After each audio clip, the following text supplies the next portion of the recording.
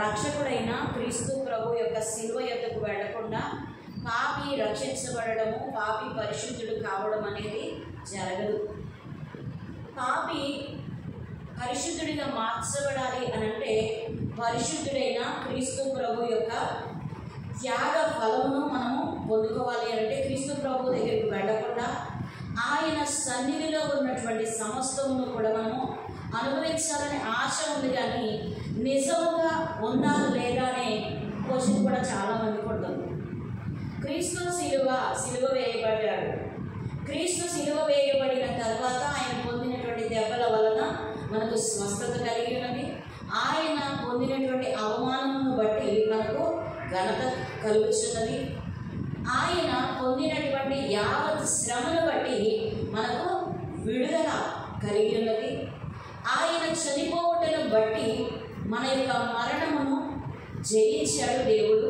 ఆయన మరణ తిరిగి పునరుద్ధానుడై లేచినందువలన మనము కూడా తిరిగి లేపబడతాము అనే ఖచ్చితమైనటువంటి వాగ్దానము క్రీస్తు ప్రభువు ద్వారా మనకు అనుగ్రహించబడింది. హల్లెలూయా. దీనికి సాదృశ్యంగా ఒక మాటని ఇక్కడ చదువుకుందాం. కొరింథీయులకు రాసిన పత్రిక మొదటి అధ్యాయంలో చూడండి 4వ వచనం నుంచి, క్రీస్తు యేసునందు మీకు అనుగ్రహింపబడిన దేవుని కృపను చూచి మీ విషయమై నా దేవునికి ఎల్లప్పుడూ కృతజ్ఞతాస్తుతులు చెల్లించుచున్నాను. క్రీస్తును గురించిన సాక్ష్యము మీలో స్థిరపరచబడినందున ఆయన యందు మీరు ప్రతి విషయములోను అనగా సమస్త ఉపదేశములోను సమస్త జ్ఞానములోను ఐశ్వర్యవంతులైతిరి అని రాయబడింది. ఎలా ఉన్న ఐశ్వర్యవంతులయ్యమంటారంటే మనం సంపాదించామా, మనం కష్టపడ్డామా? ఈరోజు దేవుడు అంటున్నాడు నీ యొక్క కష్టార్జితము వలన కాదు, కానీ దేవుని యొక్క ఆశీర్వాదము వలన మనము దీవించబడతామని దేవుని యొక్క వాగ్దానము సుస్పష్టంగా మనకు తెలియజేస్తా ఉన్నాడు దేవుడు. హల్లెలూయా.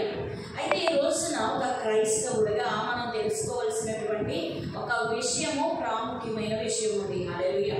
ఏంటా ప్రాముఖ్యమైన విషయము అంటే క్రీస్తు ప్రభువును అంగీకరించడమే ప్రాముఖ్యత. క్రైస్తవ్యంలో ఉన్న ప్రాముఖ్యత ఏంటి అంటే క్రీస్తు ప్రభువు మన కొరకు ఈ యొక్క భూమి మీదకి వచ్చి ఉన్నారు. ఆయన వచ్చి 33.5 సంవత్సరములు ఈ లోకములో ఒక నరుడు ఈ లోకములో ఎలాగో జీవించాలో వాటన్నిటినీ కూడా మనకు ప్రామాణికముగా మనము చూసినట్లుగా, మనము చూసిన దాన్ని విన్న దానిని బట్టి మనము కూడా దాన్ని బట్టి అనుసరించి నడుచుకునేటప్పుడు మనవలనే ఆయన మన యొక్క స్వరూపంలోనికి ఈ లోకములకు వచ్చి మనకు మాదిరిగా ఈ లోకంలో జీవించడం మనం చూస్తా ఉన్నాం. హల్లెలూయా.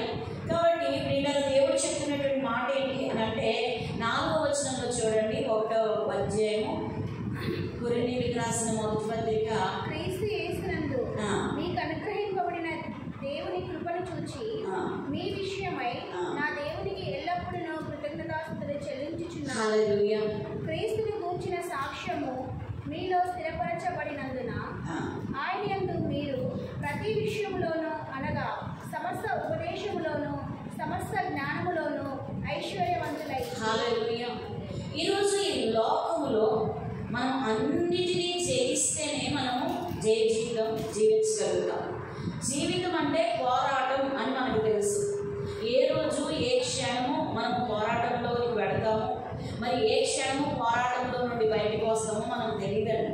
ఇప్పుడు వరకు నేను అన్ని విషయాల్లో కూడా నేను చాలా జాగ్రత్తగా ఉంటాను.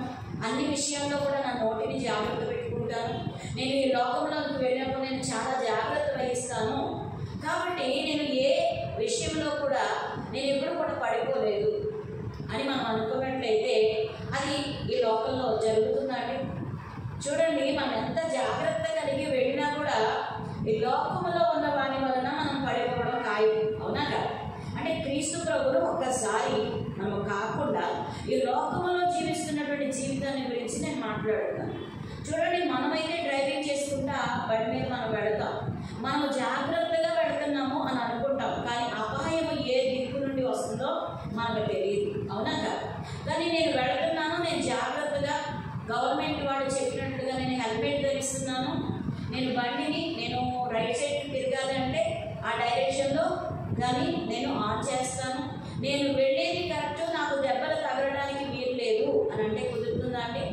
కుదరదు కదా. అంటే ఈ లోకంలో ఏముందంటండి, ఆపద అనేది ఖచ్చితంగా ఉంది. ఈ లోకంలో మనం ఎంత జాగ్రత్తగా బ్రతికినా కూడా మనల్ని మనము రక్షించుకోవడానికి వీలు లేనటువంటి లోకంలో మనము బ్రతుకుతున్నాం అనే విషయాన్ని మనం తెలుసుకుంటే, చూడండి దేవుడు అంటున్నాడు ఇక్కడ, దేవుడు చెప్తున్నాడు, క్రీస్తు యేసునందు మీకు అనుగ్రహింపబడిన దేవుని కృపను చూచి. హల్లెలూయా. చూడండి, ఎక్కడికి వెళ్ళినా కూడా మనకి ప్రొటెక్షన్ అంటూ, చూడండి ఈ లోకంలో అయితే ఈ లోకము ద్వారా ఇచ్చే ప్రొటెక్షన్ మనకి సరిపోదు. ఈ లోకములో పుట్టిన మనకి ఎవరి ప్రొటెక్షన్ సరిపోదంట? మనం తీసుకునే ప్రొటెక్షన్ సరిపోదు, మన కోసం మనం చేసుకునే రక్షణ కవచం మనకి సరిపోదు. మనము ఎంత సిద్ధపడినా కూడా మనం తీసుకునే ఏ ప్రికాషన్స్ కూడా మన జీవితాన్ని నిలబెట్టలేవు అనేది ప్రతి నరునికి తెలుసండి. వెళుతున్నాం ఒక ఆశతో, ఒక నమ్మకంతో బయలుదేరుతున్నాం. ఏ పనికి వెళ్ళినా, ఎక్కడికి వెళ్ళినా, కానీ తిరిగి వచ్చేంత వరకు కూడా మనం ఇంటికి చేరుతామో లేదో తెలియదండి. అవునా? కానీ దాన్ని మనం మర్చిపోయి మనం ఒక నమ్మకంతో ఈ లోకంలో జీవిస్తూ ఉన్నాం. అవునా కాదా? అయితే దేవుడు ఇక్కడ చెప్తున్నటువంటి మరి ప్రాముఖ్యమైన విషయాన్ని ఈరోజు మనం చూస్తే చూడండి, 18వ వచనం, సిలువను వచ్చినటువంటి వార్త నశించుచున్న వారికి వెలుగుదనము కానీ రక్షింపబడుచున్న మనకు దేవుని శక్తి. హల్లెలూయా. ఈ లోకము ద్వారా ఎలాంటి ప్రొటెక్షన్ మనం తీసుకున్నా, ఎంత జెడ్ కేటగిరీలో మనం ఎంత ప్రొటెక్షన్ మనకి కలిగినా, చావు అనేది మాత్రము మన నుంచి తీయడానికి ఈ లోకపు నరులకు కానీ, ఈ లోకంలో ఉన్న ఏ విధమైన ప్రొటెక్షన్ వల్ల కానీ మనల్ని మనము ప్రొటెక్ట్ చేసుకోవడానికి వీల్లేదు. మన అందరికీ తెలిసింది. కానీ ఒక నమ్మకంతో బ్రతుకుతున్నాం, ఉన్నాము గనక బ్రతుకుతున్నామండి. అవునా కాదు? అవునా కాదు? అంటే ఈరోజు మన బ్రతుకు ఎందుకు బ్రతుకుతున్నామో తెలియట్లేదు. కానీ తెలియదు అంటే ఎవరైనా ఒప్పుకుంటారా? చెప్పండి, ఒప్పుకుంటారా? అంటే ఎందుకంటే ఒక దానికి మనం అలవాటు పడిపోయి ఉన్నాం. ఈ లోకంలో ప్రతి నరుడు అదే విధంగా జీవిస్తున్నాడు కనుక అసలు జీవితం అంటే ఇదే అనే ఉద్దేశాన్ని కలిగి మనం జీవిస్తూ ఉన్నాం. కానీ మన ప్రభువును, ప్రియ రక్షకుడును, మన యేసయ్య చెప్తున్నటువంటి మాట ఏంటి అంటే, సిలువను వచ్చినటువంటి వార్త అంట. హల్లెలూయా. దేనికి వచ్చిన వార్త? సిలువను వచ్చినటువంటి వార్త. హల్లెలూయా. యేసయ్యను గురించినటువంటి వార్త అనట్లేదండి. ఎవరిని గురించిన? యేసుక్రీస్తు ప్రభు సిలువలో చేసినటువంటి త్యాగమును బట్టి ఎవరైతే ఆయన చేసిన త్యాగములకు విలువ ఇస్తారో, ఆ త్యాగము నిజమని నమ్ముతారో, ఆయన ఇచ్చిన విలువైన త్యాగము ద్వారా మనకు అనుగ్రహించబడినటువంటి ప్రతి మేలు కూడా నా జీవితంలో ఉపయోగపడుతుంది. ఆయన నన్ను రక్షిస్తాడు, ఆయన నన్ను విమోచిస్తాడు, ఆయన నన్ను బ్రతికిస్తాడు, ఆయన నా రక్షకుడు. హల్లెలూయా. చూడండి, లోకంలో అయితే మనకి ప్రొటెక్షన్ లేదండి. ఉందంటారా? ఈ లోకంలో ఈ శరీరములకు ప్రొటెక్షన్ అనేది ఈ లోకంలో ఉండగా మాత్రం మనకి ఎన్నటెన్నటికీ లేదండి. హల్లెలూయా. కానీ యేసుక్రీస్తు ప్రభు చెప్తున్నటువంటి విషయం ఏంటి అంటే, ఆత్మస్వరూపుడైనటువంటి దేవుడు మనకిచ్చినటువంటి ఆత్మ విషయంలో మీరు చచ్చిన వారు కాదు, కానీ చావబడిన మిమ్మల్ని నేను లేవనెత్తడానికి నన్ను నేను రిక్తునిగా చేసుకుని, మరి మరణములకు అప్పగించుకుని తిరిగి మిమ్మల్ని లేపుటకు నేను సజీవునిగా లేచి మరణము అనేది నేను కొట్టివేసి ఉన్నాను. కాబట్టి మీరు నన్ను వెంబడిస్తే, నేను సిలువ ద్వారా మీకు ఇచ్చినటువంటి విమోచన మార్గములోనికి మీరు ప్రవేశించినట్లయితే. హల్లెలూయా. ఇప్పుడు సిలువ వైపు ఎందుకు చూడమంటున్నారండి? సిలువలో యేసయ్య ఇంకా అక్కడ ఉన్నాడా? 2024 సంవత్సరాల క్రితం సిలువ వేయబడ్డాడు యేసయ్య. మరి ఇప్పటికీ సిలువలో ఉన్నాడా? సిలువ వైపు చూడడానికి లేదండి. సిలువలో ఆయన మన కొరకు కార్చినటువంటి రక్తము, ఆయన చేసినటువంటి కార్యములన్నీ కూడా జ్ఞాపకములకు తెచ్చుకోవడానికి సిలువ విలువను మనము ఎల్లప్పుడూ జ్ఞాపకం చేసుకోవాలి. హల్లెలూయా. ఏముంది జ్ఞాపకం చేసుకోవడంలో అని మనం అనుకుంటే, దేవుడు అంటున్నాడు సిలువను వచ్చినటువంటి వార్త అంటండి. హల్లెలూయా. అంటే ఈరోజు ప్రతి క్రైస్తవుడు నేర్చుకోవాల్సినటువంటి, మరి అనుసరించవలసినటువంటి ఏదైనా మరి కార్యము ఉంది, అనుసరించవలసినటువంటి పని ఉంది అని అంటే అది ఒకటండి. అది ఏంటి అంటే క్రీస్తు ప్రభువు చెప్పినటువంటి, క్రీస్తు ప్రభువు ఇచ్చినటువంటి విమోచన క్రయధనముగా ఆయన చేసినటువంటి త్యాగము మనము మొదటిగా వినాలంటండి. వినిన దాన్ని బట్టి మనము అనుసరించాలంట. హల్లెలూయా. ఈరోజు సిలువ వేయబడ్డాడు యేసయ్య అంటే అనేకమైన మాటలు మాట్లాడతారు. దేనికి అని అంటే దేవుడు ఇక్కడ చెప్తున్నాడు, సిలువను గురించినటువంటి వార్త నశించిపోతున్న వారికి ఏమైందండి?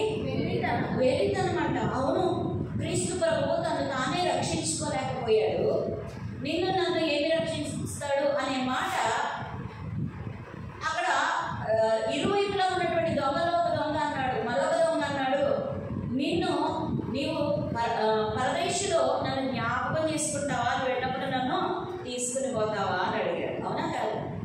అంటే రెండు వ్యతిరేకమైనటువంటి హృదయములను ఆ సిలువలోనే దేవుడు మనకు చూపించాడు. హల్లెలూయా.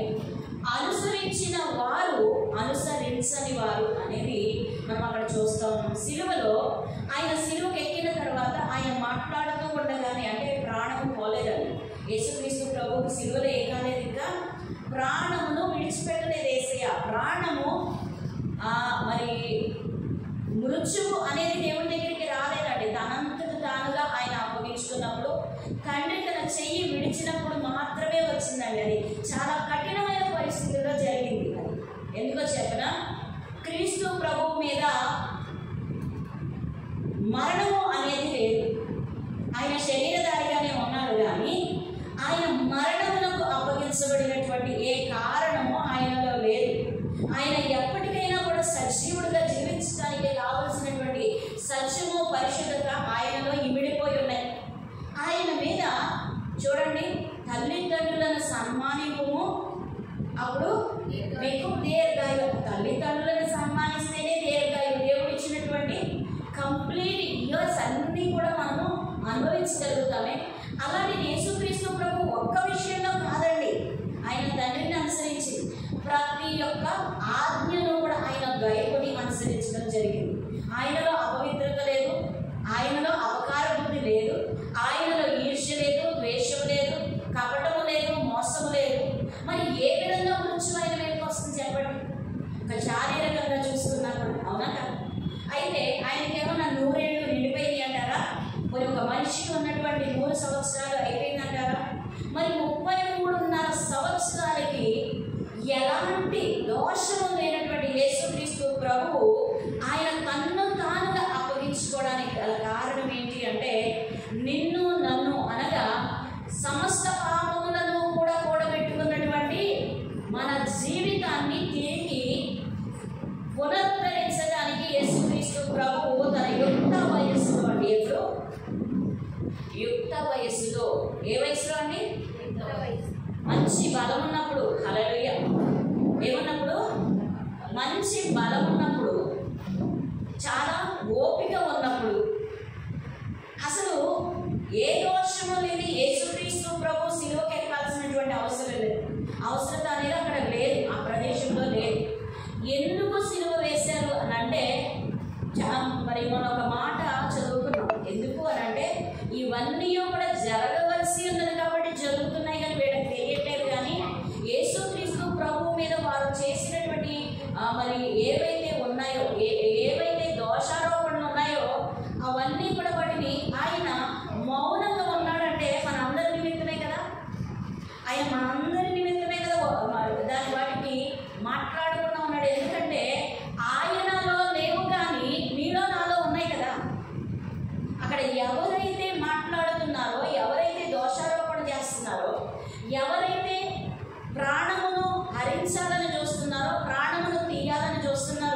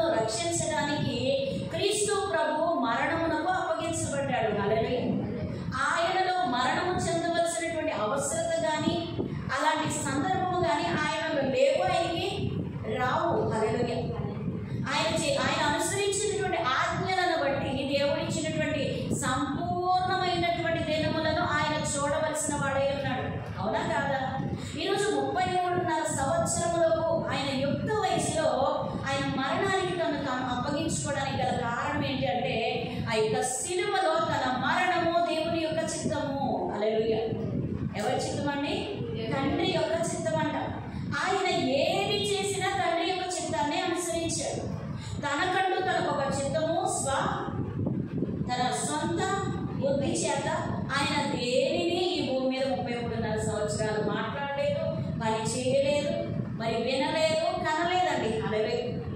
దేవుడిచ్చినటువంటి ఈ శరీరాన్ని తన తండ్రి అయిన దేవునికి ఆలయముగా ఉంచాడు. హల్లెలూయా. మీ దేహము దేవునికి ఆలయమై ఉన్నదని మీరు ఎరుగరా అంటారు కదా ప్రభు. మరి యేసుక్రీస్తు ప్రభువును చూస్తే, మరి ఇప్పుడు చూడండి, మందిరానికి వచ్చి ప్రభు వైపు చేతులు ఎత్తితే మన హృదయం ఏమైపోతుందండి? ప్రశాంతత వచ్చేస్తుందా లేదా? మనలో సంతోషం వస్తుందా లేదా? మనం వచ్చిందేమో కఠినమైన పరిస్థితుల్లో, కానీ నా దేవుడు నాకు తోడై ఉన్నాడు. ఎందుకంటే ఆయనలో ఏముంది అని అంటే పరిశుద్ధత ఉందండి. హల్లెలూయా. మనలో ఉన్న దాన్ని బట్టి, మన యొక్క జీవితమును బట్టి, మన యొక్క క్రియలను బట్టి, మన మీద ఏర్పాటు చేస్తున్న దాన్ని బట్టి ఎక్కడికి వస్తామో? దేవుని సన్నిధికి వస్తాం. పరిస్థితులను బట్టి వస్తాం, పోరాటాలను బట్టి వస్తాం. అలాంటి వచ్చిన సందర్భంలో సన్నిధికి వచ్చి మన కన్నీళ్లు ఎక్కడ విడుస్తామండి? ప్రార్థనా మందిరము అంటే దేవుని యొక్క పాదాల సన్నిధి అని అర్థం. హల్లెలూయా. దేవుని యొక్క పాద సన్నిధి. ఆ పాద సన్నిధికి వచ్చి మనము కన్నీళ్లు విడిస్తే ఆయన శిలువ ద్వారా మన కొరకు తెచ్చిపెట్టినటువంటి సమస్త విధములైనటువంటి ఆశీర్వాదములు మనకి ఇచ్చుటకు ఆయన సమర్థుడైన దేవుడు. హల్లెలూయా. ఎందుకంటే తన ప్రాణమును లెక్క చేయలేదండి, తనకున్నటువంటి ఐశ్వర్యమును లెక్క చేయలేదట. ఏంటి ప్రభు యొక్క ఐశ్వర్యము? చెప్పండి ఒకసారి. పరలోకములో ఉన్నటువంటి తన మహిమ ఐశ్వర్యమును విడిచిపెట్టుకుని వచ్చాడు. ఈ లోకములో ఒక ఇంటిని విడిచిపెట్టుకోమంటే విడిచిపెట్టుకోలేం, తల్లిదండ్రులను విడిచిపెట్టుకోమంటే విడిచిపెట్టుకోలేం, మనకున్నటువంటి జాబును విడిచిపెట్టమంటే విడిచిపెట్టలేం, మనకున్న పరపతిని విడిచిపెట్టమంటే విడిచిపెట్టలేం, మనకున్నటువంటి సమయాన్ని దేవునికి ఇవ్వమంటే ఇవ్వలేం. కానీ ప్రభువు, పరిశుద్ధ రాజ్యంలో ఉన్నటువంటి ప్రభువు దీనుడుగా తనను తాను తగ్గించుకుని మరియ గర్భములో ఒక శిశువుగా ఒదిగిపోయాడండి. హల్లెలూయా. అంటే అక్కడే కనిపిస్తుంది ఆయన మన కొరకు, ఆయన తను తాను ఎంతగా తగ్గించుకున్నాడు. హల్లెలూయా. మరి ఇంకా చూస్తే ఇక్కడ చూడండి, సిలువను గురించినటువంటి వార్త నశించుచున్న వారికి వెలుగను. కానీ ఈరోజు దేవుడు ఆకర్షించకుండా మనం ఎవరమో ఆకర్షించబడమండి. అవునా? దేవుని స్తుతించాలి అంటే అర్హత ఉండాలండి. హల్లెలూయా. ఏంటి అర్హత అంటే? ఏ మనిషిలోనూ దేవుణ్ణి స్తుతించడానికి అర్హత లేదండి. అతి పరిశుద్ధ స్థలమైన ఈ సన్నిధికి వచ్చి మనం ఆయన సన్నిధిలో కూర్చుని మన యొక్క పోరాటాలు, మన యొక్క విజయాలు, మనకున్నటువంటి సమస్యలు, మనకున్న ఎక్కడో చెప్పేసుకుని ఆయన ఇస్తే పొందుకుని పరిగెట్టుకుని వెళ్ళిపోవడానికి అంత సీను మనకు లేదండి. హల్లెలూయా. దేని వలన కలిగింది అని అంటే, మరి పాత నిబంధన గ్రంథం ప్రకారం చూస్తే టెబర్నాకిల్ అని అంటారు కదా. ఏంటది? మందసము. తెలుసు కదా? ఆ మందసమును మోసుకుంటూ వెళ్ళారండి ఇశ్రాయేలు. మందసాన్ని ఏం చేశారు? దేవుడు ఎక్కడైనా మందసాన్ని విడిచిపెట్టమని చెప్పాడా? మందసాన్ని తెంపమన్నప్పుడు అక్కడే గుడారాలు వేసేసుకునేవారంట ఇశ్రాయేలు. అది ఇలా ఉంది, అలా ఉంది, అమ్మో క్రూరమృగాలు వస్తాయి, సర్పాలు వస్తాయి, ఏం ఆలోచించరా. దేవుడు చెప్పాడు మందసమును దింపమంటే అక్కడ దింపేవారు, అక్కడే గుడారాలు వేసేసుకుని ఉండిపోయేవారు. హల్లెలూయా. అక్కడే దేవుని యొక్క రాత్రి సమయంలో ఆగమంటే అక్కడ ఏముండేదండి? అగ్నిస్తంభం అక్కడ ఆగిందనుకోండి, వీళ్ళు ఇక్కడ ఆగిపోయారు. అంటే దేవుని యొక్క కార్యాలు ఎంత గొప్పవి అంటే, మనల్ని బ్రతికించడానికి ఆయన ముందు ప్రణాళిక వేసి మనల్ని నడిపిస్తాడండి. హల్లెలూయా.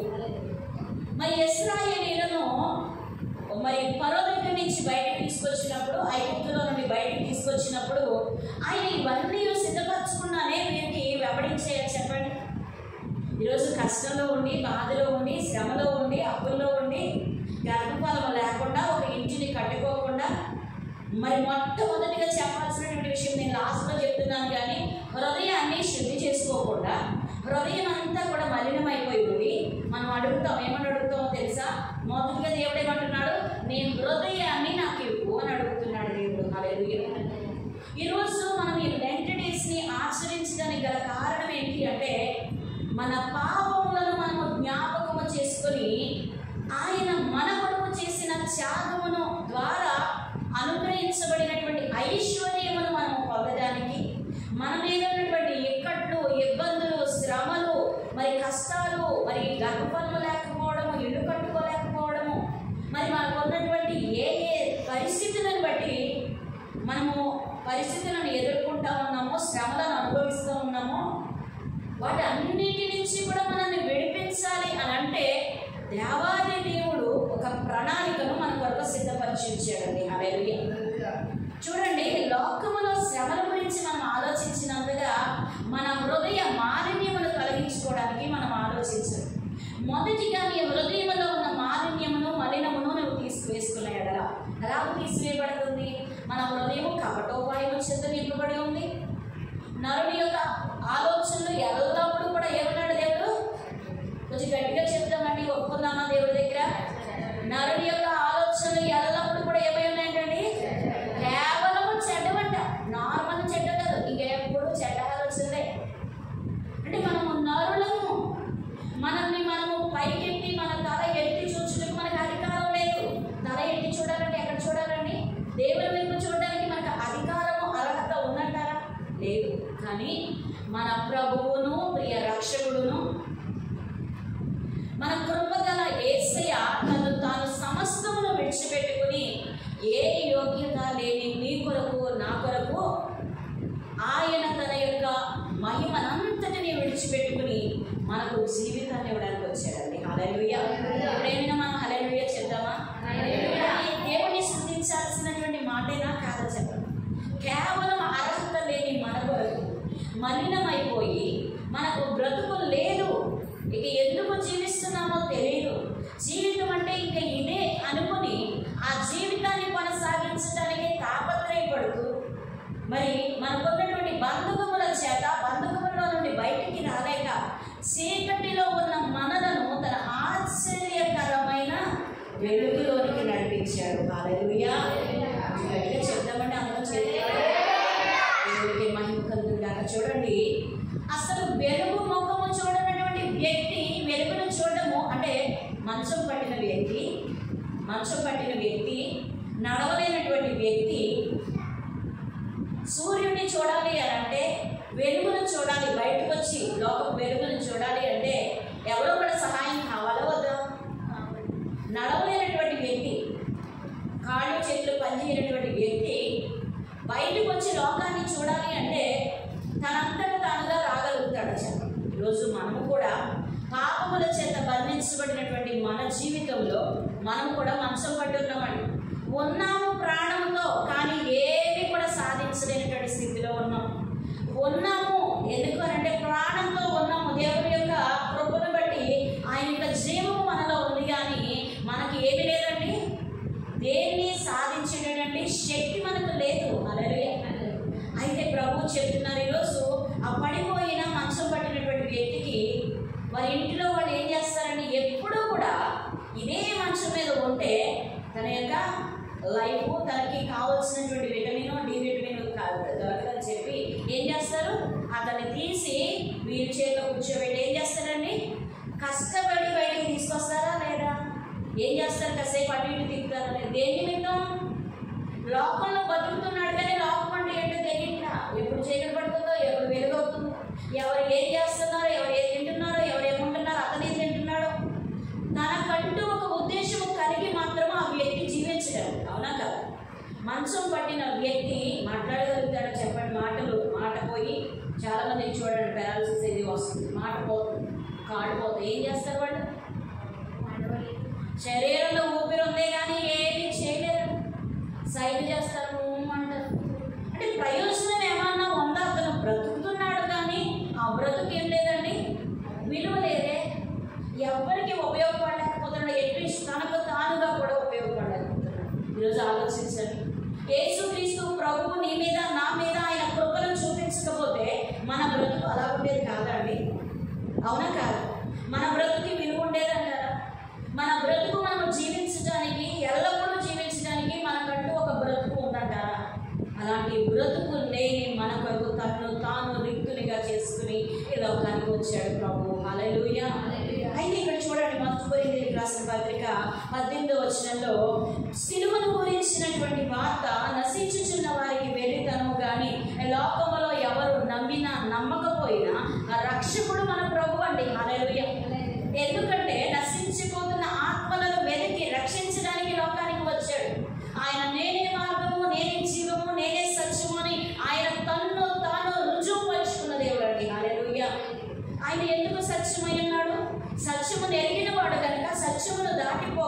సత్యములోనే నిలిచి ఉండి సత్యమును మనకు బయలుపరిచినటువంటి దేవుడు అండి. హల్లెలూయా, హల్లెలూయా. చూడండి, సత్యం అంటే యేసుక్రీస్తు ప్రభు అని మనం చూడగలుగుతాం. నిజము, యథార్థత అనేది మనం క్రీస్తు ప్రభు మాటలో చూడగలుగుతాము, క్రీస్తు ప్రభు ప్రేమలో చూడగలుగుతాము. క్రీస్తు ప్రభువులో ఉన్నటువంటి సత్యమును బట్టి సత్యము ద్వారా మనము స్వతంత్రులుగా చేయబడ్డామండి. హల్లెలూయా. ఆయనలో సత్యము లేకపోతే ఆయన సిలువకు కొట్టబడిన తర్వాత దొంగల వలె ఆయన ఉండేవాడు, కానీ దొరలాగా మరలా తిరిగి లేచే అవకాశం లేదు కదా. హల్లెలూయా. చూడండి, ఆయనతో పాటుగానే ఇద్దరు దొంగలు అక్కడ ఉన్నారు. వారిలో ఏం లేదు, సత్యము లేదు, అందుకే వారిని దొంగలు అని పిలిచారు. హల్లెలూయా. చూడండి, యేసుక్రీస్తు ప్రభువు సిలువ వేసిన తర్వాత ఆయన పైన ఏం రాశారు, యూదులకు రాజంట. హల్లెలూయా. అంటే వాళ్ళు వెక్కిరిస్తా రాశారో దేని ప్రకారంగా రాశారో తెలియదు, కానీ ఆయన చెప్పాడు కదా, నేను యూదులకు రాజు. అదే అక్కడ పైన ఈయన పాపి అని రాశారండి ఆయన మీద. మరి అటు ఇటు ఉన్నటువంటి వ్యక్తుల్ని బైబిల్ గ్రంథంలో లెక్కించబడిన ఏమని, ఇద్దరు దొంగలు, ఒకవైపు దొంగ, ఎడమవైపు దొంగ అంటాడు. మరి మధ్యలో ఎవరు, యూదులకు రాజు, నిన్ను నన్ను రక్షించడానికి సమర్థుడైన దేవుడు. హల్లెలూయా. చూడండి, రాజు మరి తండ్రి అయిన దేవుడు చెప్పినటువంటి ఆజ్ఞలను అతిక్రమించినందువల్ల మనము పాపులమయ్యాం. అలాగే రాజు ఆజ్ఞను ధిక్కరిస్తే మనము చెరసాలలో వేయబడతాం, శిక్షకు పాత్రలమవుతాం. కానీ అదే రాజు నిన్ను విడిపించడానికి ఒక నూతనమైన ఆజ్ఞను కనుక జారీ చేస్తే ఆలోచించారు. అదే రాజు మరలా నువ్వు పొంది ఉన్నటువంటి శ్రమలో నుండి, ఆ కఠిన కారాగారంలో నుండి నిన్ను విడిపించుటకు ఆయన మనస్సునకు ఇష్టమైతే, హల్లెలూయా, ఏం చేస్తాడండి, ఏదో ఒక విధంగా మరి దాని నుంచి తప్పించబడడానికి ఒక కొత్త రూల్ని జారీ చేస్తే రాజు ఆజ్ఞను ఎవరన్నా ధిక్కరిస్తారా? హల్లెలూయా. ఈరోజు యూదుల రాజు, మన హృదయాలను ఏలుచున్నటువంటి మహారాజు. హల్లెలూయా. మన పరిశుద్ధుడైనటువంటి యేసుక్రీస్తు ప్రభు ఏమంటాడో తెలుసా, నీవు నా వలెనే, హల్లెలూయా, నీ హృదయమును కఠినపరుచుకొనక నీ హృదయమును శుద్ధి చేసుకోవడానికి నేను ఒక అవకాశం ఇస్తున్నాను. హల్లెలూయా. జైల్లో పెట్టబడిన వ్యక్తులకు కూడా ఒక అవకాశం ఉంటుందండి. వాళ్ళ కాలం మంచిగా ప్రవర్తన మార్చుకుంటే ఉన్నా లేదా, మనకు కూడా తెలుసా లేదా, ఆగస్ట్ 15కి రిపబ్లిక్ డేకి కొంతమందిని రిలీజ్ చేస్తూ ఉంటారు. ఎందుకని, వారి ప్రవర్తనలో మార్పు వచ్చింది. అలాగే ఈ లోకపు రాజు కూడా వాడిని విడిపించాలంటే నీ సత్ప్రవర్తన కనుక నీ ప్రవర్తనను కనుక మార్చుకుంటే, నువ్వు ప్రవర్తన మార్చుకుని సత్ప్రవర్తనగా మంచి వ్యక్తిగా మారితే నీకు ఒక అవకాశం ఇస్తాను అని అంటే, ఆ వ్యక్తి తను తాను సత్ప్రవర్తనగా మంచి వ్యక్తిగా తను తాను కనుక కనపరుచుకోగలిగితే మరి వచ్చే రోజుల్లో ఏమవుతాడండి, అతను విడుదల అవుతాడా లేదా? ఈరోజు ప్రభు కూడా అంటున్నాడు, నేను ఒక కొత్త ఆజ్ఞను, నూతనమైన ఆజ్ఞ. అది ఏంటి అంటే, నన్ను వెంబడించేవాడు రక్షింపబడును. హల్లెలూయా. ఆయన ఏమి చెప్తున్నాడో దాన్ని మనం వెంబడించాలండి, అనుసరించాలి. హల్లెలూయా. ఇక్కడ నశించిపోతున్న వారికి, మాట వినని వారికి, క్రీస్తు ప్రభులో ఉన్నటువంటి ఐశ్వర్యం ఏంటో తెలియని వారికి ఆయనను సిలువను గురించి అపహాస్యం చేస్తారేమో, కానీ క్రీస్తు ప్రభువును తెలుసుకున్నటువంటి మనకు ఏమై ఉందండి, ఇది సిలువ శక్తి అంట. హల్లెలూయా. నశించుచున్న వారికి వెరితనమే, వారికి ఏం కలుగుతుందండి, తెలియక చేస్తున్నారు వాడు. హల్లెలూయా. ప్రభు అన్నాడు ఇక్కడ రక్షింపబడుతున్నటువంటి మనకు అనక, మనం అంటే ఎవరండి, రక్షణ లేనటువంటి మనకి దేవుడు ఏమిస్తున్నాడు, రక్షణ ఇస్తున్నాడు. బ్రతుకు లేనటువంటి మనకి ఏమిస్తున్నాడు దేవుడు, బ్రతుకునిస్తున్నాడు. జీవము లేని మనకు ఆయన జీవమై ఉన్నాడా లేదా, సత్యమై ఉన్నాడు చెప్పుకున్నాం. ఇంకేమై ఉన్నాడు, నేనే మార్గము అంటే, చూడండి, సిలువ అనగా పాపమును కొట్టివేసి ఉన్నాడు. హల్లెలూయా. పాపమును ఏం చేశాడండి, కొట్టివేసి ఉన్నాడంట. కనుక ఆయనే మనకును దేవునికి అనగా పాపికి పరిశుద్ధునికి మధ్యవర్తిగా ఆయన ఉన్నాడు. సిలువ ద్వారా నీవు పాపముల నుండి పరిశుద్ధతలోనికి నువ్వు అడుగు పెట్టగలిగితే, హల్లెలూయా, ఈరోజు ఆయన మధ్యవర్తిగా వచ్చాడు నీ లోకానికి, రక్షకునిగా వచ్చాడు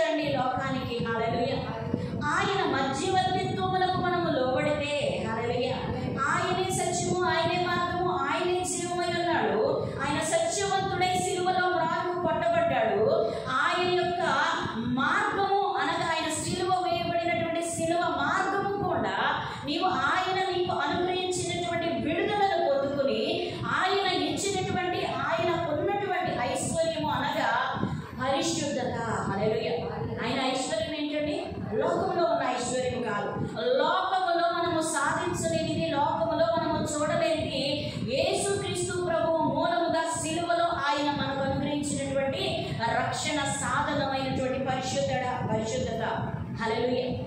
పరిశుద్ధుడు కాబట్టి రక్షణ వచ్చిందండి మనకి. హల్లెలూయా. రక్షణ ఇస్తున్నాడంటే ఎవరైనా ఇవ్వగలుగుతారా రక్షణ? ఇవ్వలేరు. ఆ రక్షణ పాత్రుడు మన యేసయ్య. హల్లెలూయా. ఆయనలో పరిశుద్ధత ఉంది కనుక మనల్ని పరిశుద్ధుడిగా, ఎప్పుడంటే మనము సిన్నర్స్ అండి, మనము పాపులం. తండ్రి అయిన దేవుని యొక్క మహిమ రాజ్యము పరిశుద్ధులకే మాత్రమే అడుగు పెట్టగలరు. దాంట్లో పాపం పెడితే నిలబడడానికి అధికారం లేదు, అసలు వెళ్ళలేరండి. పాపము ఏ మాత్రము పాపము ఉన్నా కూడా పరిశుద్ధ రాజ్యములకు మనము వెళ్ళలేము. హల్లెలూయా. అయితే ఈరోజు పాపిగా ఉన్నటువంటి మనల్ని పరిశుద్ధులకు ఎలా తీసుకెళ్తున్నాడు యేసయ్య అంటే, చూడండి, మనము బయటికి వెళ్ళినప్పుడు ఏం చేస్తాం? మనము బయట తిరుగుతూ ఉన్నప్పుడు మట్టి పడవచ్చు, మన కాళ్ళకు మట్టి అవ్వచ్చు, ఏదైనా అవ్వచ్చు. అయినప్పుడు మనం ఇంట్లోకి అలాగే వెళ్ళిపోతామా? ఏం చేస్తాం? కాళ్ళు కడుక్కుంటామా లేదా? కాళ్ళు కడుక్కోవాలంటే ఏం కావాలి? ట్యాప్లో వాటర్ ఉండాలి. అవునా? ట్యాప్లో వాటర్ ఉండాలా లేదా? కాళ్ళు కడుక్కుంటే మనం ఏం చేస్తాం? దర్జాగా మనం ఇంట్లోకి వెళ్ళిపోతాం. అవునా కదా? ఈరోజు పాపముతో నింపబడినటువంటి మన జీవితాన్ని యేసయ్య ఏం చేస్తున్నాడు? ఆయన పరిశుద్ధ వాక్యముతో మనల్ని కడుగుతున్నాడండి. ఎక్కడ? ఆయన సిలువ చెంతకు వచ్చి ఆయన ఇచ్చినటువంటి రక్షణను అంగీకరించడం మూలముగా ఆయన తన యొక్క వాక్యము ద్వారా మనల్ని కడిగి శుద్ధి వంటి ఆయన వాక్యముతో మన బండలాంటి హృదయాన్ని బద్దలు చేసి మనల్ని ఆ యొక్క పరిశుద్ధ రాజ్యములకు అనువుగా మనల్ని చెక్కి పంపిస్తున్నాడు. హల్లెలూయా.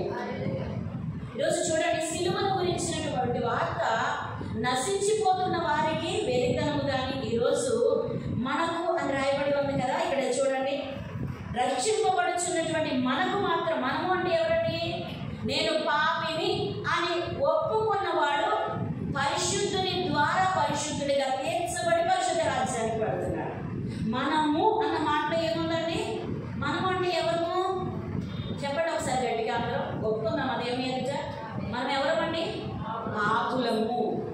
రక్షింపబడుచున్న పాపికి దేవుని యొక్క సిలువ శక్తి మహాశక్తిగా ఉందండి. హల్లెలూయా.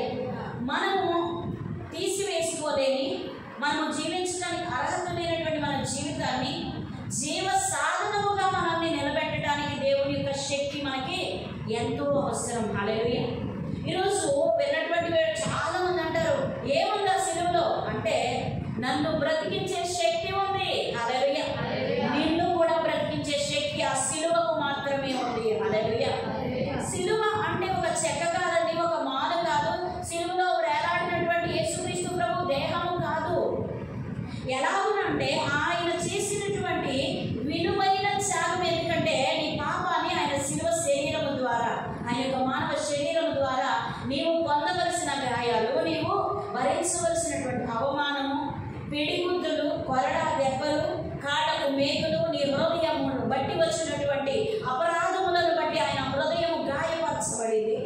ఆయన నీ ఆలోచన తలంపులను బట్టి, నా ఆలోచన తలంపులను బట్టి ఆయన యొక్క తలకు మొండ కిరీటము పెట్టబడింది. హల్లెలూయా. ఈరోజు మన అందరి పాపముల నిమిత్తము, సమస్త నరుల పాపము నిమిత్తము ఒక్కటేసారి బలియాగము సమర్పించబడినది. హల్లెలూయా. చూడండి, మరి పాత నిబంధన గ్రంథంలో అయితే ప్రతి పాపినంట, అంటే పాపం చేసినప్పుడల్లా ఒక కోడెనో, గొర్రెనో, మేకనో తీసుకొని, పావురాలను తీసుకొని వారికి ఉన్నటువంటి సామర్థ్యమును బట్టి అక్కడ బలి ఇవ్వడం జరిగేదంట. ఈరోజు యేసుక్రీస్తు ప్రభు మన యొక్క పాపముల, అందరి పాపముల నిమిత్తము సామర్థ్యము కలిగిన వాడు. హల్లెలూయా. కాబట్టి మనలో ఉన్నటువంటి పాపమును తీసివేయటకు ఆయన సమర్థుడని ఎరిగి ఎవరైతే తమ పాపములను ఆయన ఎదుటకు వెళ్ళి ఆయన సిలువ శక్తిని పొందుకుంటారో వారు రక్షించబడతారు. హల్లెలూయా. రక్షించబడుతున్న పాపికి దేవుని యొక్క శక్తి ఏమైందండి? ఎంతో గొప్పదై ఉందంట. హల్లెలూయా. ఇక్కడ చూడండి, సిలువను గురించినటువంటి వార్త నశించుచున్న వారికి వెరితనము కానీ రక్షింపబడుచున్న మనకు మాత్రము దేవుని శక్తి అంటండి. హల్లెలూయా. అంటే చూడగలిగిన వారు చూస్తారు, అంటే వినకపోతే దేవుని యొక్క వాక్యం అంట వినుచున్న కొద్దీ విశ్వాసం పెరుగుతుందంట. వినుట వలన విశ్వాసం పెరుగుతుందంట. నేను వింటే ఇంకింతే నువ్వు చెప్తానే ఉంటావు అని అంటే, వినకపోతే నువ్వు పొందుకోలేవు. విన్నావు అనుకో పొందుకుంటావు. వింటే ఇంకొక మాట వస్తుంది, వినకపోతే క్లోజ్ అయిపోతుంది. అక్కడ ద్వారం ఏమవుతుంది? నేనే మార్గము, నేనే సత్యము, నేనే జీవము. నా మాటలను వినువారు నా మార్గంలో ప్రవేశించి నా యొక్క సత్యమైన మాటలకు లోబడితే, నేనే మార్గము నేనే సత్యము కనుక నన్ను వెంబడిస్తే ఏమవుతుందంటే మనకి జీవం అనుగ్రహించబడుతున్నాడు. అంటే మనము పోగొట్టుకున్న దాన్ని మరలా మనము తిరిగి పొందుకుంటామంట. అది మన వలన కాదు, కానీ మన ప్రభువు అనుగ్రహించినటువంటి రక్షణ ద్వారా ఇది సాధ్యమే. అది తెలియని వారికి సిలువ విలువ, తెలియని వారికి వెరితనము. కానీ ఆ సిలువలో ఉన్నటువంటి త్యాగము ద్వారా మనకు అనుగ్రహించబడినటువంటి సిలువ శక్తి ద్వారా మనము జీవమునకు పాత్రలమై ఉన్నాము. హల్లెలూయా. చూడండి, ఒక మాట మనము గమనిస్తే ఇక్కడ మొదటి అధ్యాయంలోనే 2వ వచనంలో, కొరింథీయులోనున్న దేవుని సంఘమునకు అనగా క్రీస్తు యేసునందు పరిశుద్ధపరచబడిన వారై పరిశుద్ధులుగా ఉండుటకు పిలువబడిన వారికిని మనకును ప్రభువుగా ఉన్న మన ప్రభువైన యేసుక్రీస్తు నామమున ప్రతి స్థలములో ప్రార్థించు వారికి అందరికీ శుభమని చెప్పి వ్రాయినది మన తండ్రి అయిన దేవుని నుండి ప్రభువైన యేసుక్రీస్తు నుండి కృపా సమాధానములు మీకు కలుగునుగాక. క్రీస్తు యేసునందు మీకు అనుగ్రహింపబడిన దేవుని కృపను చూచి మీ విషయమై నా దేవునికి ఎల్లప్పుడూ కృతజ్ఞతాస్తుతులు చెల్లించుచున్నాను. క్రీస్తుని గూర్చిన సాక్ష్యము మీలో స్థిరపరచబడినందున ఆయన యందు మీరు ప్రతి విషయంలోనూ అనగా సమస్త ఉపదేశంలోనూ సమస్త జ్ఞానములోనూ ఐశ్వర్యవంతులైతే. హల్లెలూయా. ఇందాక చదువుతున్నాం కదండి ఈ మాట. ఫస్ట్ 2వ వచనంలో చూస్తే, కొరింథీయులోనున్న దేవుని సంఘమునకు అనగా క్రీస్తు యేసునందు పరిశుద్ధపరచబడిన వారై పరిశుద్ధులుగా ఉండుటకు. హల్లెలూయా. యేసు క్రీస్తు నందు పరిశుద్ధపరచబడిన వారై అని రాయబడి ఉంది కదండి. మనకు పరిశుద్ధత ఎలా వస్తుందంటే క్రీస్తు ప్రభువు మూలముగా మనకు అనుగ్రహించబడిందంట.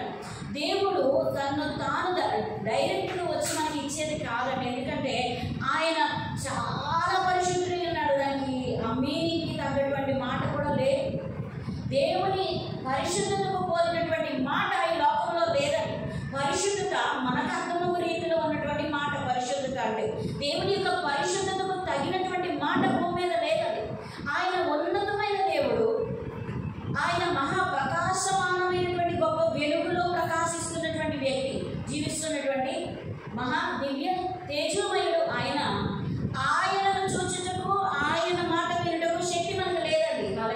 అయితే ప్రభువు మనలను రక్షించుటకు తన్ను తానే వ్యక్తినిగా చేసుకుని మన వలనే మన స్వరూపములో ఈ లోకానికి వచ్చి మనకు అనువుగాను మనకు వీలుగాను మనం అనుసరించుటకు మరి ఒక మార్గము కూడా ఒక ప్రణాళికతో మనల్ని రక్షించినట్లుగా మనం చూడగలుగుతాం. క్రీస్తు ప్రభు యొక్క మరి జీవితము కానీ, ఆయన యొక్క మాటలు కానీ, ఆయన యొక్క క్రియలు కానీ, ఆయన యొక్క నడవడిక కానీ, ఆయన యొక్క స్వరూపము కానీ, ఆయన యొక్క ఆలోచనలు కానీ ఎలా ఉన్నాయి అని అంటే కేవలము మనకు మార్గముగా ఆయన తను రుజువుపరుచుకున్నాడు. ఆయనలో ఎటువంటి కళంకము లేదు అని రుజువుపరుచుకున్నాడు. ఆయన మార్గంలోనికి ప్రవేశించిన వారందరూ, ఆయనను ఒప్పుకున్న వారందరూ కూడా రక్షించబడతారు అనే మాట ఇక్కడ రాయబడింది. చూడండి, కొరింథీయులోనున్న దేవుని సంఘమునకు అనగా క్రీస్తు యేసునందు పరిశుద్ధపరచబడిన వారై పరిశుద్ధులుగా ఉండుటకు. హల్లెలూయా. పరిశుద్ధపరచబడిన వారై అన్న తర్వాత ఏం రాయబడిందండి? పరిశుద్ధులుగా ఉండుటకు. హల్లెలూయా. ఒక్కసారి రక్షించబడితే సరిపోదండి. ఆ రక్షణను మనం ఏం చేయాలంట? కాపాడుకోమని దేవుడు చెప్తున్నాడు. హల్లెలూయా. ఆ రక్షణ ఏం చేయాలి? కాపాడుకోవాలంట. హల్లెలూయా. అంటే ఒకసారి మనం యేసుక్రీస్తు ప్రభుని అంగీకరించేస్తే సరిపోదండి. క్రీస్తు ప్రభు మూలముగా లేపబడిన వారైతే ఆయనను వెంబడించాల్సిందే, ఆయన మార్గములో బ్రతకవలసిందే, ఆయన మార్గము మాట ద్వారా మనము జీవిస్తూ ఆయనను వెంబడించవలసిందే. హల్లెలూయా. ఇక్కడ చూడండి ఈ మాట, క్రీస్తు యేసునందు పరిశుద్ధపరచబడిన వారై పరిశుద్ధులుగా ఉండుటకు. పరచబడిన వారై మరణ ఏమంటున్నాడు? ఎల్లప్పుడూ కూడా మీరు పరిశుద్ధులగుటకై ఉండుటకు పిలువబడిన వారికి మనకును అనగా ప్రతి పాపికిని ప్రభువుగా ఉన్న మన ప్రభు అయిన యేసుక్రీస్తు నామములో ప్రతి స్థలంలో కూడా ప్రార్థించు వారికి అందరికీ ఎవరికి శుభం అంటే ఏ విషయంలో శుభం చెప్పండి? లాటరీ ఏదైనా వచ్చిందనుకోండి, కంగ్రాచులేషన్స్ అని చెప్తాం. నిజంగా చచ్చిన వాడు బ్రతుకుంటే ఏం చేస్తాం? పారిపోతాం. చూసారా ఎంత విచిత్రమో చూడండి. చచ్చిపోయాడు అన్న వ్యక్తి లేచాడు అనుకోండి, ఏం చేస్తాం? దరిదాపుల్లో ఉంటామా? కంగ్రాచులేషన్స్ అని చెప్తామో చెప్పండి? పారిపోతాం. అవునా కాదా? అదే ఒక వ్యక్తి లాటరీ కొట్టాడు అనుకోండి, ఏం చేస్తాం? అసలు అతన్ని వెతుక్కుంటూ వెళ్ళిపోతాం. మనం వెతుక్కుంటూ వెళ్ళి మీద పడిపోతాం. కంగ్రాచులేషన్స్, ఎంత గొప్ప అదృష్టవంతుడు అంటే చూడండి, ఈ లోకములో ఉన్నవన్నీ కూడా తాత్కాలికమైనవి. యేసుక్రీస్తు ప్రభు అనుగ్రహించిన నిత్య జీవం ఉంది చూడండి. యేసుక్రీస్తు ప్రభు చనిపోయి ఏం చేశాడంటండి? తిరిగి లేచాడంట. అటువలనే ఈ దేహ పరముగా నువ్వు చనిపోయినను కూడా ఆయన మరణానికి వచ్చినప్పుడు నీ యొక్క ఆత్మను పునరుద్ధరించడానికి ఆయన శక్తిమంతుడని, నీ దేహంలో నీ యొక్క ఆత్మ ఉండగానే నిన్ను నీవు ఆయన చేతికి అప్పగించుకున్నట్లయితే, ఆయన మార్గములకు నిన్ను నీవు అప్పగించుకున్నట్లయితే, ఆయన మాటకు నిన్ను నీవు అప్పగించుకున్నట్లయితే దేవుడు ఏమంటున్నాడండి? ఇది కదా శుభము, ఇది కదా ఆశ్చర్యము, ఇది కదా వింత. హల్లెలూయా. ఇది కదా ఎక్కడ జరగనిది జరిగితే అదే అండి గొప్ప విషయం. అవునా కాదు? ఇలాంటివి ఎలా జరుగుతాయి? లక్షల మంది టిక్కెట్లు కొంటే ఒక్కడికి వస్తుంది. ఇక్కడ ఏం జరుగుతుందంటే ఒకరి ప్రాణము పోయినందువలన అదే ప్రాణంలో నుండి ఈరోజు సమస్త మానవ కోటికి కూడా జీవం అనుగ్రహించబడింది. ఇది కదా అసలు లాటరీ అంటే. అవునా కాదు? ఇది కదా అసలు శుభం అంటే. అవునా కాదు? చెప్పండి. ఈరోజు ఎవరంటే అదృష్టవంతులు? క్రీస్తు ప్రభువును కలిగిన వారు, క్రీస్తు శిలువ విలువ తెలుసుకున్న వాళ్ళు గొప్ప ఐశ్వర్యవంతులు. చూడండి, లాటరీలో డబ్బే వస్తుంది. లోకపు డబ్బు కొన్నాళ్ళే మనం తింటాం, కొన్నాళ్ళే ఇక్కడ ఉంటాం. మళ్ళీ మనము పోయిన తర్వాత ఎవరొక్కడికి వదిలిపెట్టి వెళ్ళిపోవాల్సింది. ఇది శాశ్వతమైనది కాదు. దేవుడు ఏం చెప్తున్నాడో తెలుసా? మీరు ఐశ్వర్యవంతులు అంటున్నాడు దేవుడు. ఎందుకంటే యుగ యుగములకు సరిపడినటువంటి నా యొక్క జీవమును తిరిగి మరలా మీరు పొందుకుంటున్నారు. కాబట్టి మీరు నా యొద్దకు రండి, నన్ను విశ్వసించండి, నా యందు నా మాటలను విని నాలో ఎదిగి ఫలించి నన్ను వెంబడించండి, నేను మిమ్మల్ని గమ్యానికి చేరుస్తాను అంటున్నాడు దేవుడు. హల్లెలూయా. ఈరోజు ఏంటండి ఐశ్వర్యం అంటే? చూడండి, ఇక్కడ మాట రాస్తుందా లేదో చూడండి. 7వ వచనంలో 6వ వచనం, సాక్ష్యము మీలో స్థిరపరచబడిన. ఆమేన్. హల్లెలూయా. చూడండి, సాక్ష్యం ఏమవ్వాలంటండి? సిలువను గురించినటువంటి వార్త తెలుసుకున్న మనకు, ఆ సత్యాన్ని ఎరిగిన మనము ఆ సాక్ష్యాన్ని ఏం చేయాలంటండి? స్థిరపరచుకోవాలంటండి. కష్టం వచ్చిందని దేవుడు ఎవరని? ఒక గొప్ప అద్భుతం జరిగింది, అప్పు తీరింది, ఒక ఇల్లు కట్టాము, గర్భఫలం కలిగింది, ఇలాంటి అద్భుతాల వరకు దేవుడిని నమ్మాల్సిన అవసరం లేదండి. చనిపోయినటువంటి నిన్ను బ్రతికించినటువంటి దేవుడిని మీరు విశ్వసించినట్లయితే మనము ఆ యొక్క తీర్మానంలో, ఆ యొక్క సాక్ష్యము విషయంలో స్థిరముగా ఉండాలంటండి. హల్లెలూయా. ఎవరున్నారు చెప్పండి? బైబిల్ గ్రంథంలో ఖచ్చితంగా గుర్తొచ్చేవాళ్ళు శత్రువు, మేషకు, అబేద్నెగో ఏమంటున్నారండి?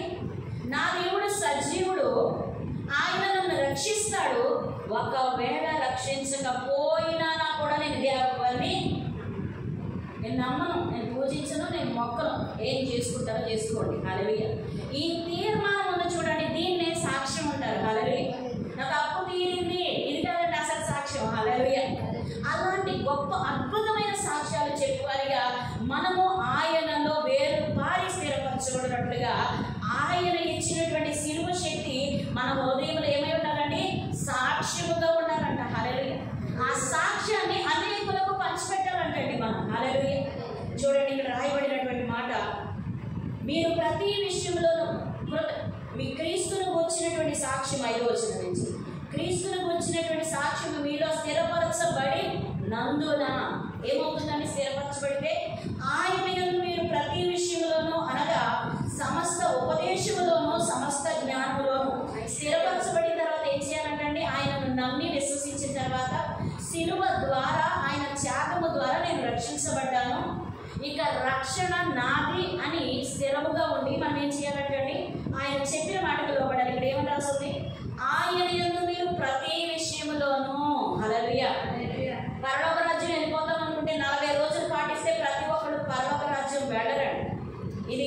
ఆచరణ మాత్రమే. ఇక్కడ మన భక్తిని సాధన చేసుకోవడానికి ఒక ప్రయత్నం మాత్రమే. ఏముండాలంటే మనలో మన హృదయంలో ఆయన చెప్పిన ప్రతి విషయంలోనేనంట. ఇక్కడ చూడండి, ఆయన యందు మీరు ప్రతి విషయంలోనూ అనగా సమస్త ఉపదేశములోనూ, అంటే అన్ని దేవుడు ఇచ్చినటువంటి ప్రతి ఆజ్ఞను కూడా మనం ఏం చేయాలంట, దేవుడే అనుసరించాడండి. తండ్రి ఆజ్ఞను ఎక్కడ ధిక్కరించలేదు. చూడండి, బాగా కోటీశ్వరుల పిల్లలు ఉన్నారంటే ఏం చేస్తారు చెప్పండి? ఏం చేస్తారు చెప్పండి?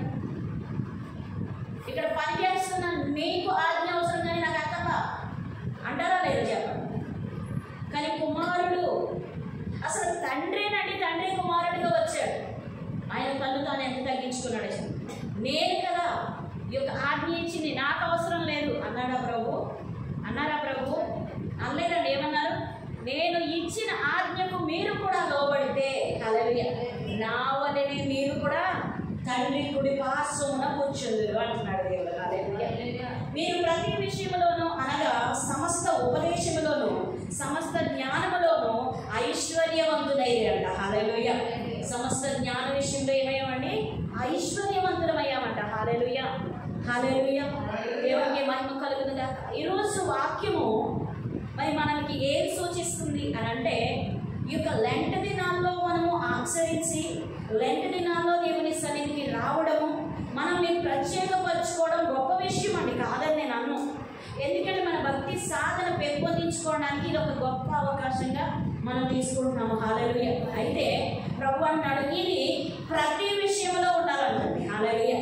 ప్రతి ఆదివారమున మనం ఎలా రావాలండి దేవుని సన్నిధికి? మనల్ని మనము తగ్గించుకుని ఎలా రావాలి? భయముతోను వణుకుతోను.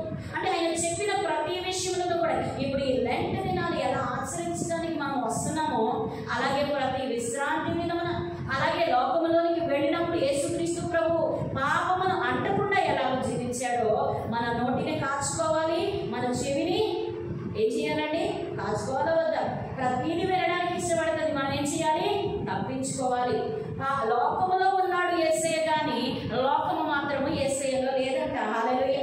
కాబట్టి లోకములో ఉన్న మనకు పరిశుద్ధత కావాలి అంటే, లోకములో ఉన్న, సన్నిధిలో ఉన్న, యజమాని దగ్గర ఉన్న, ఆఫీస్లో ఉన్న, ఫ్లైట్లో పెడుతున్నా, ట్రైన్లో పెడుతున్నా, బస్సు ఎక్కినా, షిప్లో ప్రయాణం చేసినా ఏం కావాలండి?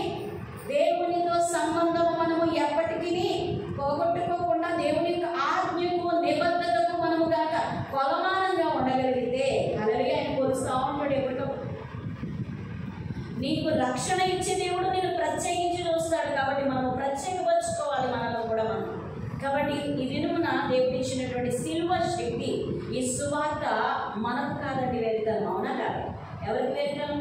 నశించిపోతున్న వారికి, అంటే దేవుని యొక్క శక్తిని చూడనటువంటి వారికి, నశించిపోతున్న వారికి వెరితనము. కానీ మనకి ఏమై ఉందండి? సిల్వర్ శక్తి అయి ఉన్నది, మన జీవమునకు ఆధారమై ఉన్నది. హల్లెలూయా.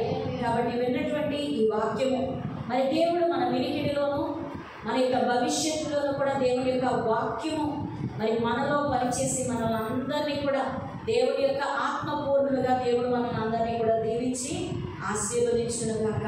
ఆమేన్. హల్లెలూయా. హల్లెలూయా. హల్లెలూయా. దేవునికి మహిమ కలుగుగాక. ప్రార్థించుకుందామండి.